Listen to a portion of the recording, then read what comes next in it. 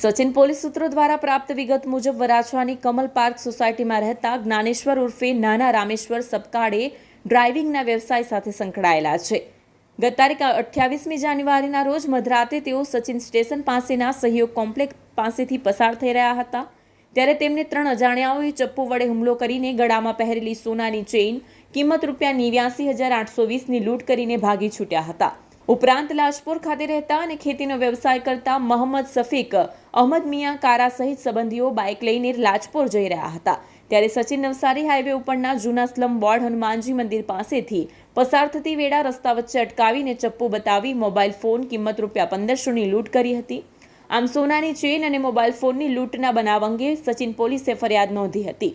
લૂંટના બનાવ અંગે PI PN વાઘેલાની સૂચના મુજબ વધુ તપાસ મહિલા સબ ઇન્સ્પેક્ટર એસડી સિંધે હાથ ધરી હતી। આ દરમિયાન બાતમીના આધારે તપાસ કરતા લૂંટના બનાવમાં રીઢા રાકેશ ઉર્ફે રાકિયા પ્રકાશ વાઘ, સુબોધ ધર્મેન્દ્ર રામાણી, સૌરવ મહેશ પંડિતની ધરપકડ કરી હતી। પકડાયેલ ત્રિપુટી પાસેથી પોલીસે મુદ્દામાલ કબજે કર્યો હતો। હા, તારીખ 28/1 ના રોજ જે એક અમારે ત્યાં લૂંટનો બનાવ બન્યો હતો, જે બાબતે ગઈકાલે આરોપીને અટક કરવામાં આવી છે અને ગુનાની જગ્યાનું રિકન્સ્ટ્રક્શન પણ કરવામાં આવ્યું છે અને એના પાછળના જે ગુનાહિત ઇતિહાસ છે એ જોતા ભવિષ્યમાં એના વિરુદ્ધ અટકાયતી પગલાં પણ લેવામાં આવશે।